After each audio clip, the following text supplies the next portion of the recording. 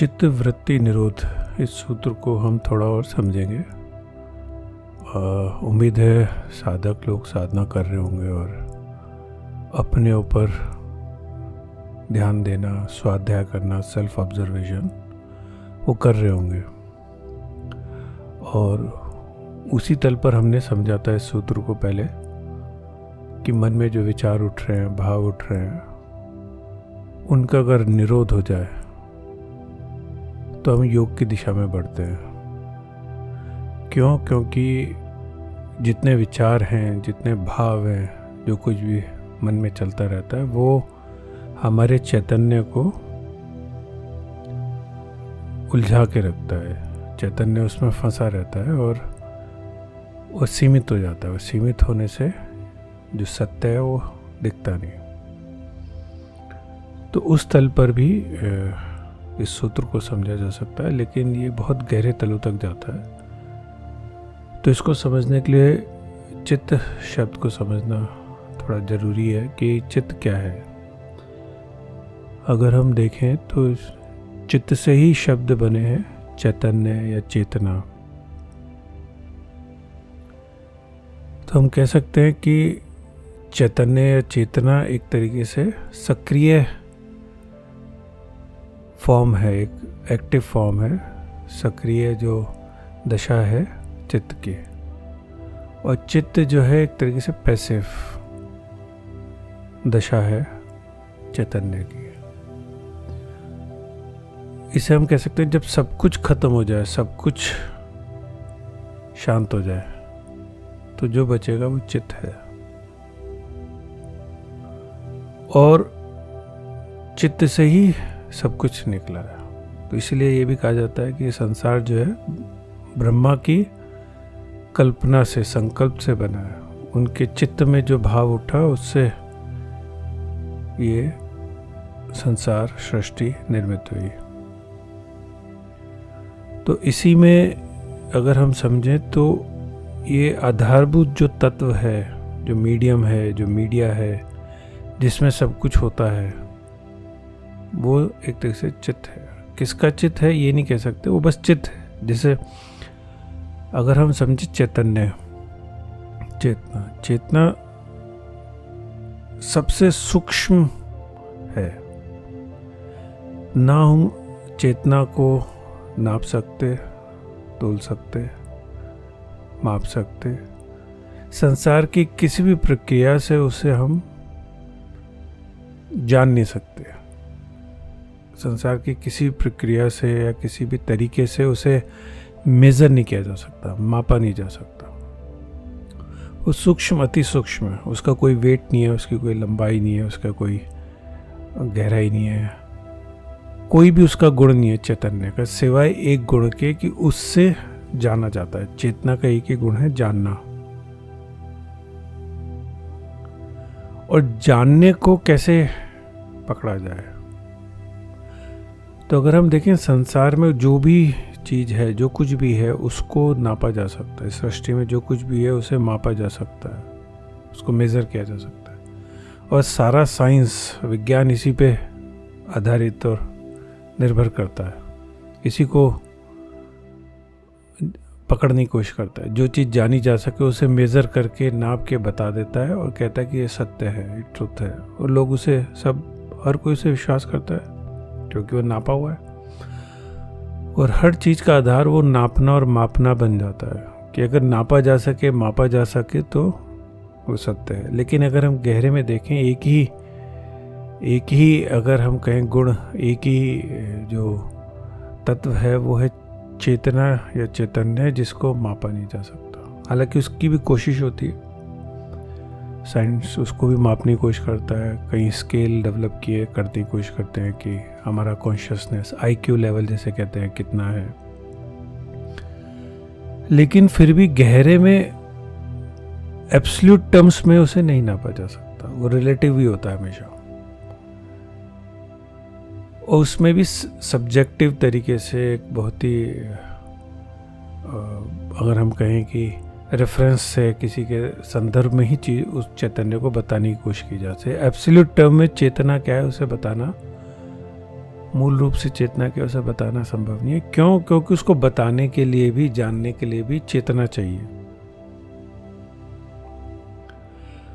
तो चेतना सूक्ष्म से सूक्ष्म तत्व है और वही आधार है। जब उससे भी गहरे उसमें जब चेतना, अगर हम कहें जानना यानी एक एक्टिव सक्रिय दशा है जिसमें कुछ जाना जा रहा है, और जब वो जानना भी जैसे हम कहें ना रहे, सिर्फ उसका बेस आधार रह जाए, तो वो चित्त है। पूर्ण जिसे हम कह सकते हैं शून्य या पूर्ण ब्रह्मा, वो चित्त है। उनका आधार, उनका होने का आधार चित्त है। तो वहीं पे वो कहा गया है जैसे समुंदर होता है, उसमें लहरें उठती हैं, इसी प्रकार से चित्त समुंदर की तरह हम समझ सकते हैं जिसमें लहरें उठती हैं, और वो लहरें जो उठती हैं वही संसार है। वही लहरों की बात की जा रही है कि वो वृत्ति है। लहरों को तो हम तरंग के रूप में समझते हैं, लेकिन वृत्ति अगर हम समझे एक सर्कल के रूप में, वर्तुल है। तरंग भी है और वर्तुल भी है। ये हमने पहले भी समझा था कि तरंग आगे बढ़ती है, और लेकिन वर्तुल है कि वो सर्कल पूरा होता है। जैसे लहर उठी, वर्तुल बना, कुछ उठा चित्त के अंदर, वो आगे बढ़ेगा लेकिन फिर वापस आ जाएगा कुछ समय, वापस उसी समुंदर में लहर गिर जाएगी, वापस उसमें मिल जाएगी। तो ऐसे ही सारा संसार जो है, सृष्टि जो है, उस चित्त पर उठी हुई लहरें, उस चित्त पर उठा हुआ वर्तुल है, वृत्तियां हैं, उनसे ही निर्मित है। किसी का चित्त नहीं, बस चित्त। ऐसा नहीं हम कह रहे कि किसी का चित्त है, किसी ने सोचा, कोई सोचने वाला नहीं है, बस चित्त है, वो आधार है जब उसमें ठहर जाए। इसीलिए क्या होता है कि जब हम निद्रा में जाते हैं, सुषुप्ति में खास तौर से, तो हमें कुछ भी पता नहीं चलता। एक तरीके से चित्त ऐसा हो गया जैसे सुषुप्ति की तरह से। तो जब हम जगते हैं तो क्या होता है, हमारा चित्त जो है जागृत हो गया, चेतना जागृत हो गई। अब हम चेतना से हर चीज को जानने लगे, परसीव करने लगे, देखने लगे, और हमारे लिए संसार खड़ा हो गया। अब हम संसार में लिप्त हो गए। अब चेतना 10 जगहों पे जा रही है, बहुत सारे काम कर रहे हैं हम, सब चीजें हो रही है, वही चेतना सब कुछ करवा रही है। तो ये आधार है, तो ये मूल है। अगर किसी की समझ में आ जाए तो यहीं से बात बन सकती है। तो इसलिए योग को कहा गया है चित्त वृत्ति निरोध। तो बहुत गहरे में जो चित्त है, जो आधार है, उसमें जो लहरें उठ रही हैं, उनका अगर निरोध हो जाए, वो लहरें ना उठे, तो वो योग है। अर्थात कि अब हम उस गहरे जो आधारभूत तत्व है, जहां से सब कुछ निकला है, जो स्थिति आधारभूत, उससे जुड़ गए, उसमें हो गए। जैसे हम सुषुप्ति होते तो कुछ नहीं पता होता, कुछ नहीं रहता, सारा संसार लुप्त हो जाता है। कुछ हद तक हम कह सकते हैं उसी तरह से जब खाली चित्त रह जाता है तो सब संसार लुप्त हो गया, अब कुछ भी नहीं रह गया। लेकिन फिर भी चित्त है। तो इसे हम चेतना से नहीं समझ सकते, क्योंकि चेतना चित्त की ही एक तरीके से, अगर हम एक तरह से समझ सकते हैं कि सक्रिय फॉर्म है चित्त के। तो जैसे रात दिन को नहीं समझ सकती, दिन रात को नहीं समझ सकता।